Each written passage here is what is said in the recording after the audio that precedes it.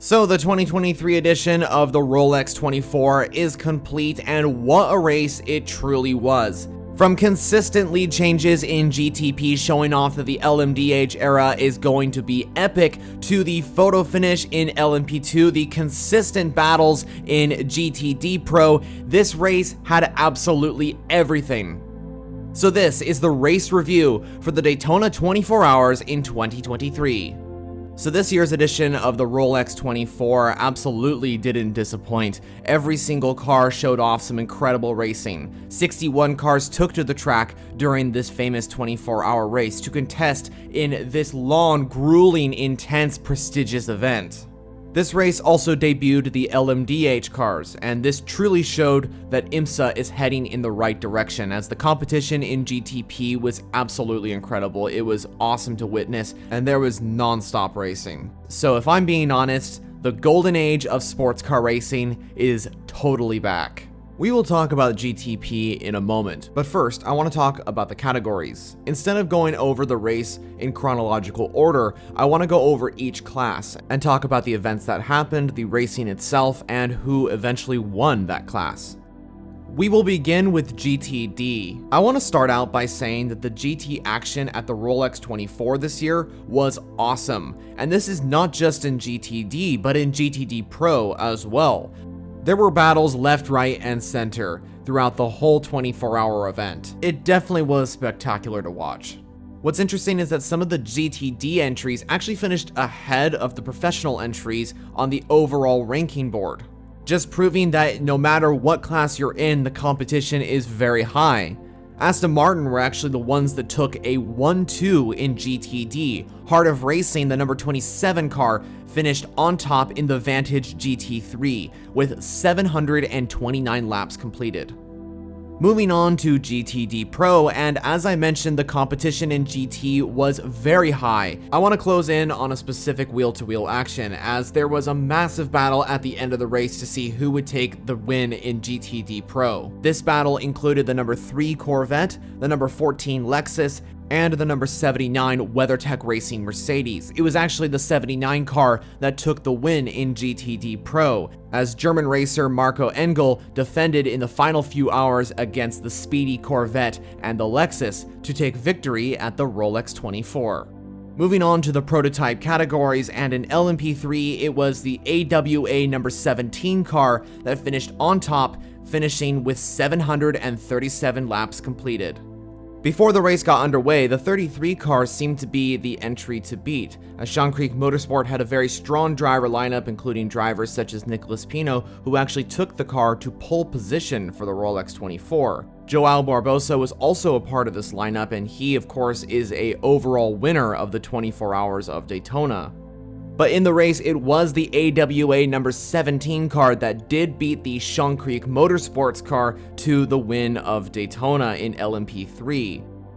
LMP2 was, of course, very close. The battle was incredibly intense, especially on that final lap.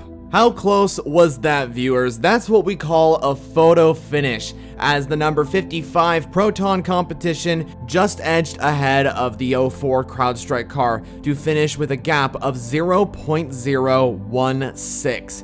Remember, this is a 24-hour race, so that gap just shows how close it truly was in the battle in LMP2.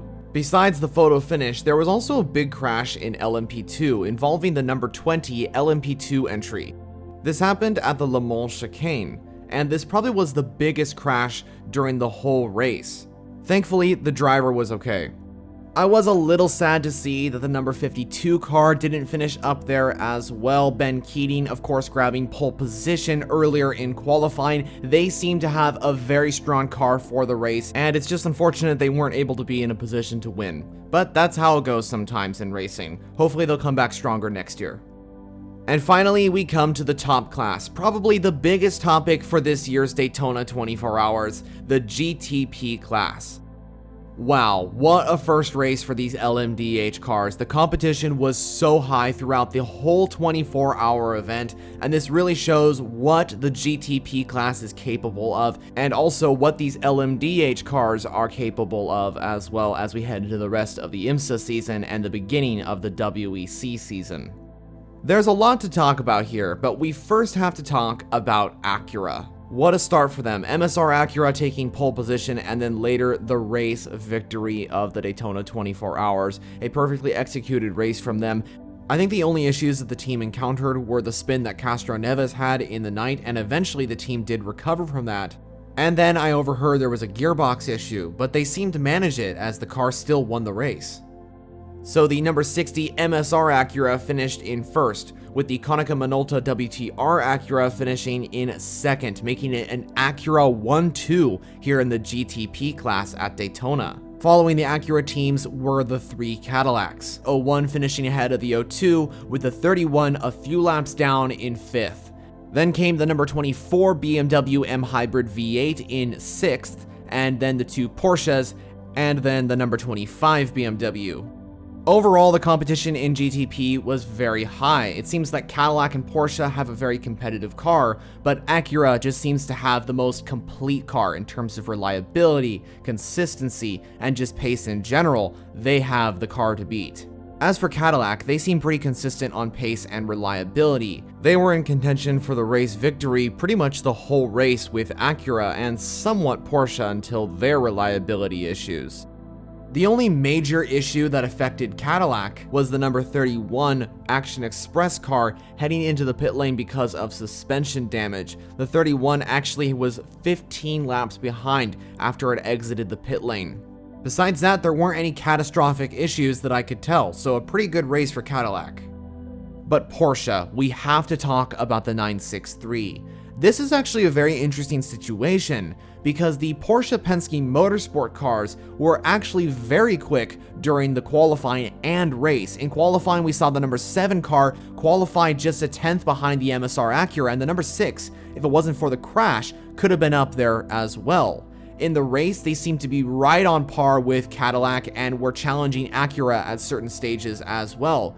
The problem with Porsche is that they just had reliability issues. The number 7 Porsche, which was in the top 3 for the early stages of the race, unfortunately had to come into the pit lane for a battery change. This meant that the car was all the way down the grid and had no time to be able to catch up to the rest of the field. Unfortunately, their race was basically done towards the very early stages of Daytona. The number 6 car was up in a position to fight for the win as well, battling with the Cadillacs and the Acuras, even leading the race at a certain stage. Unfortunately, towards the end of the race, it encountered gearbox issues. This meant the second Porsche had to go into the garage. What's quite interesting though is that Porsche's reliability issues that drastically impacted their race were spec part issues. This means it wasn't really Porsche's fault that they had these reliability issues. This was more about the components given to Porsche needing to be fixed, as according to the LMDh regulations, the battery system and gearbox is given to the manufacturer. All I'm hoping for is that Porsche can consistently be in a position to win, and hopefully they can solve these reliability issues before Sebring. So what about BMW? Where were they in all this? Well, the M Hybrid V8s seem to be not as fast as the other 3 manufacturers' entries. The 2 BMWs were falling down the grid quite rapidly and weren't able to keep up with the other entries. The number 25 BMW unfortunately was taken out of contention quite early on. It had to go into the pit lane for a battery swap, a very similar situation to the number 7 Porsche. This meant the second BMW was left on track alone. Speaking of the 24, it didn't seem to have too many reliability issues, but it was kind of on its own throughout the whole race. They did finish 6th overall, so that was pretty good, but that was actually because of the Porsches having reliability issues, not on pure pace. So judging by Daytona, it seems BMW's pace is not the same as the other 3 manufacturers, but I'm really hoping that the situation changes for them in the next few races, as I really want to see BMW succeed. Something else to keep in mind is that BMW haven't been racing in prototype racing competition for a very long time compared to the other 3 manufacturers who have been doing it recently. So the hope is they'll be able to learn a little bit more about their car and come back stronger in the next few races. So that's my race review on the 2023 Daytona 24 Hours.